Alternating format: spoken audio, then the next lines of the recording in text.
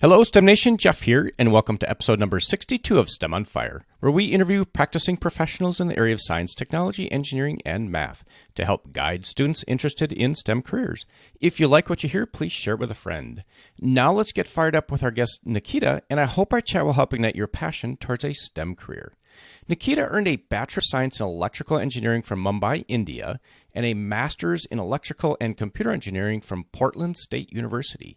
She is heavily involved in the Society of Women Engineers and has had work debugging processors and has been involved in artificial intelligence and is currently a platform engineer focusing in the automotive industry for Intel. Welcome to the show, Nikita. Fill in any gaps and share a bit of your personal life. You've got that all. And like you mentioned, I came from India to pursue my master's over here, and Intel has been great so far. Engineering career has been great so far, and I'm liking what I'm doing in the automotive field. So you do have a bachelor's in electrical engineering, and you've been at Intel, looking at your LinkedIn account, for about 5 years. But in that 5 years, it looks like you've had various roles inside of Intel. Could you delve into some of the different roles you've had and what kind of skills you needed for that and what you did in those different roles? So my roles have been different in terms of the actual position that I held, but the theme has remained constant around electrical and computer engineering. I started by working as a debug engineer for some PC-related products. So that was one side of it, to get that customer exposure.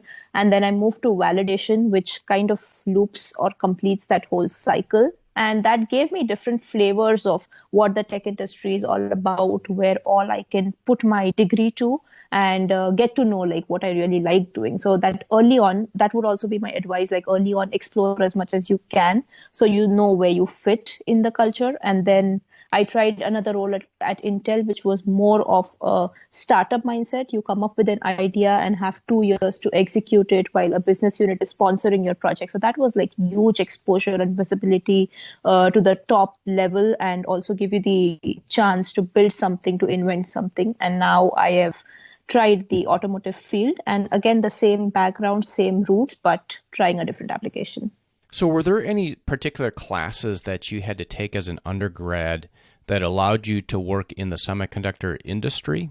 Yes. So I did start by taking the embedded systems and the VLSI design classes, and then also some verification and validation courses. So these all together helped me build my foundation and my base. And very early on, even before my bachelor's, while exploring, okay, if engineering is the right thing for me, I did take some extra classes in terms of computer science and hardware architecture, just to get that feeling of whether I am really interested into it. But yeah, that just confirmed what I liked and what my interest was.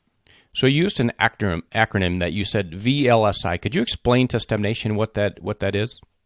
Yeah, sure. So it's very large scale integrated circuit. That's the full form of it. And that's the whole design of how the components are designed, how the CAD level architecture goes, how the PCs, the transistors, and all the microprocessors are laid out, and all of those design related stuff that's taught over there. And it's a really good class. Yeah, thanks for explaining that, Nikita. We use a lot of acronyms in the STEM world, and sometimes we have to explain what they are for STEM Nation. Yes. So right now, Nikita, you're a platform engineer in the automotive industry. Could you dig into a little bit about what that's about? Sure. So I am an applications engineer, or a platform applications engineer, as you would call that. So what I am doing right now, or what our system on chip are doing, is that it powers the in-vehicle infotainment system in your car before it goes to the user. And I, as such, specialize in image processing unit, or just call it in layman's term, the camera. So any camera-related malfunction in the car that gets reported to me, I will perform the technical debug and provide a solution for it, or tap on the engineering team, or further go to the developer team and make sure that all of that gets resolved. And this could be changing like a piece of code or providing some hardware, all of these things. And apart from that, when I mentioned artificial intelligence, I'm also developing some AI-based applications for the cars. All right. Thanks for that, Nikita. Over the last 5 years, you've had, various different positions with inside of Intel. Was that a unique job that you had with inside of Intel, or is that possible just by looking around and want to go do something different? You just look for a job internally, or was it a special program that you were in? So no, I just looked internally, and Intel is a huge company, so you don't really have to leave to explore something new or try your hands on something different. And unlike like other companies as well, most of them are pretty huge, and you can just, while you're doing your current role, at least I am of that mindset that I have my next 2 years. Okay, after this, these are the skill sets that I want to gain, or these are the gaps that I want to fill. So where will I get that? What kind of role will give me that? So I start exploring ahead of time, and then that's how I carve a job for myself. So I'm not really in a need of a job right now, but I already have people that I've spoken to. I have my network, and that's how I go about exploring something that is along the lines of what I'm already doing. And then that would be my next area. And the venture program was a special program at Intel, which I applied for again. But then again, that was also like by exploring and looking around. Okay, Nikita. So you also have a master's in electrical engineering. Could you explain why you went on for your master's? Yeah. So I had my bachelor's, no doubt. I wanted to dig a little deeper into the workings of things, and I was very passionate about gaining a foreign degree. So that's how I found out about, okay, US has those degrees. And then even before coming here, I was very passionate about working for Intel and knew that Intel was very local to the Portland State University that I went to, and that's what motivated me. And again, I was, like I said, I was very passionate about the computer architecture by taking those early on courses and microcontrollers and how everything just fit on a small chip and functions on a piece of code. So all of that pretty much excited me. And that just confirmed that, okay, I want to go ahead and get that further degree and get into the details and specifics of it. All right. Sounds good, Nikita. And let's dig in here. What exactly is now your specific area of expertise?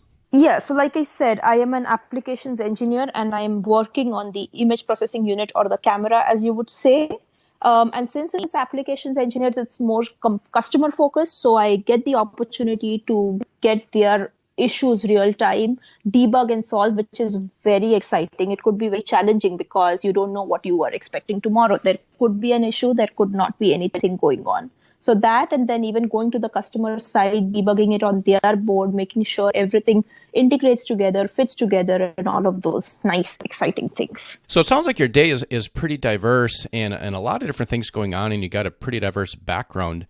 What is one thing that really has you fired up, though, in the area of AI, automotive, or engineering in general? I would say just the uniqueness of how things could be different from what you actually study at school and what you apply real time in the field. Over here, it's very much output driven. Like in school, if you're solving a math problem, you get some points for making the steps right or reaching up to a certain level. But here, it's all about the output. If it doesn't work, you turn on the switch and it doesn't lit.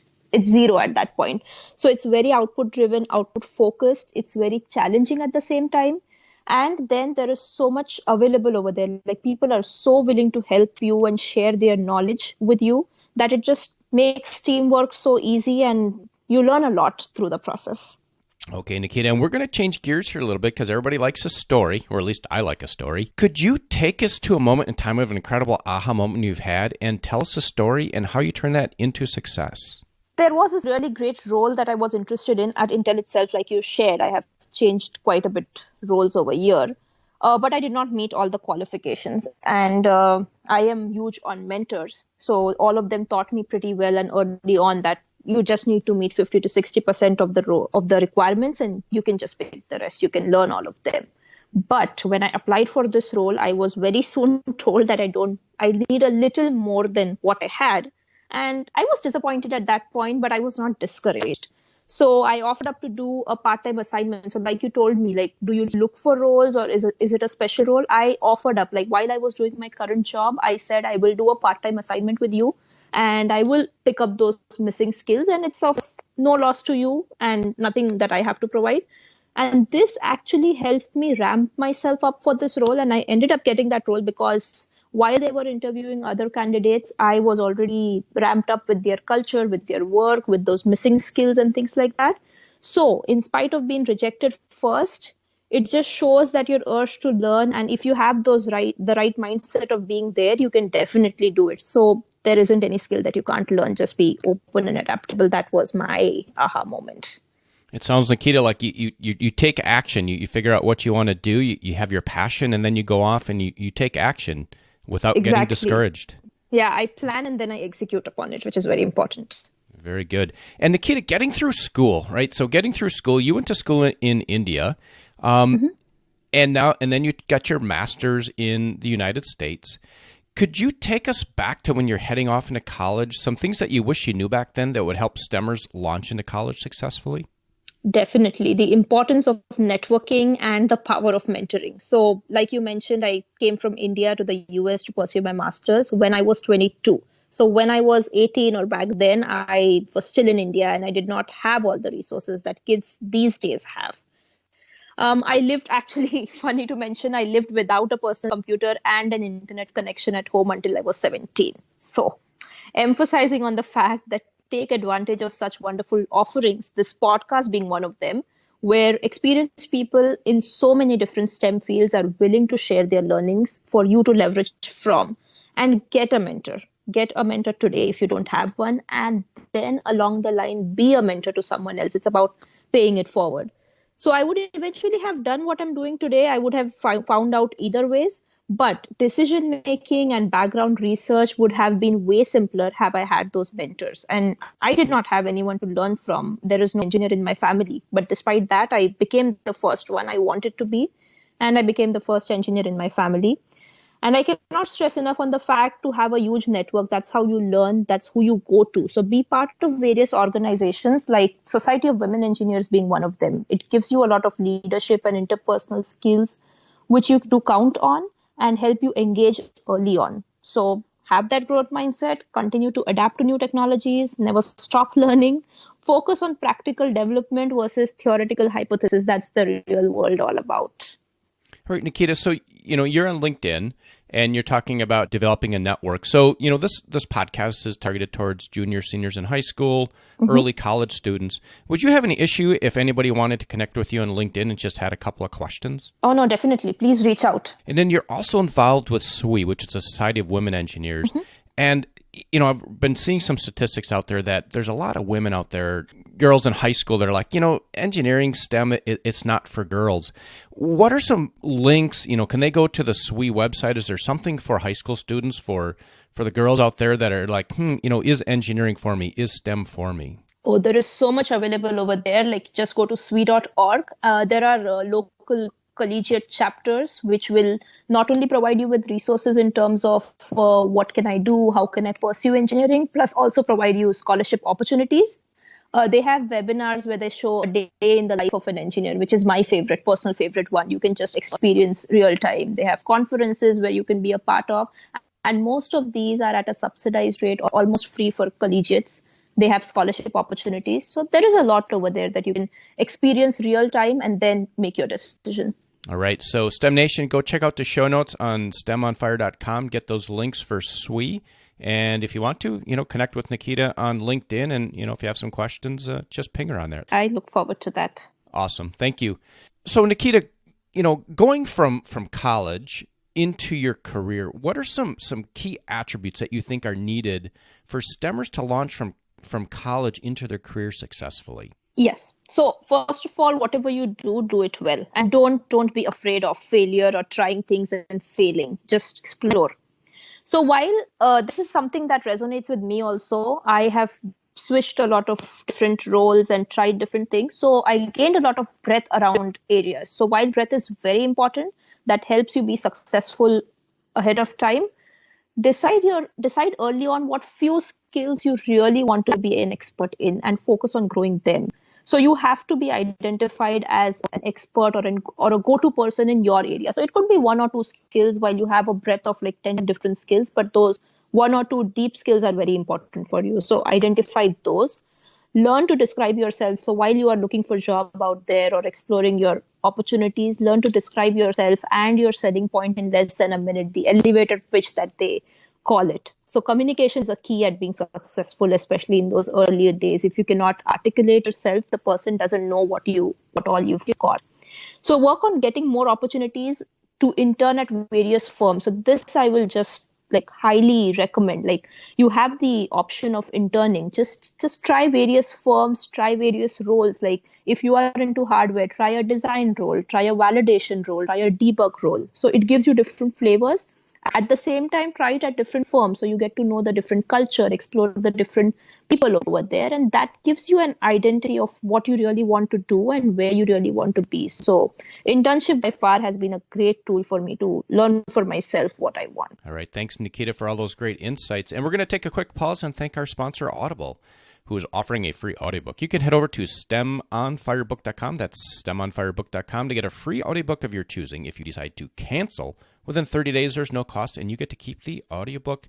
And Nikita, we're going to head to the lightning round. Are you ready? Yes. What is the best piece of advice you have ever received? I think it would be adaptable. Don't rehearse too much. Jump right into things. So that is what I've done all the time, and take ownership and deliver on it. Delivering is very important. And a personal habit that contributes to your success. So as cliche as it may sound, I am a very organized and disciplined person. So I kind of tend to carve my time out to do things. I have that to-do list and stick to it first of all. So be it work or writing a blog or my extracurricular involvement for my professional development, I just make sure I execute on everything that I plan for. So carving that time out, and I don't hesitate to reach out for help. Awesome. And a favorite internet resource or phone app? Liking Reddit these days, like be it for some question that I really have or just for fun or reading through the list of blogs over there, I seem to enjoy that a lot. And if you could recommend one and why? So I really liked 7 Habits of Highly Effective People by Stephen Covey.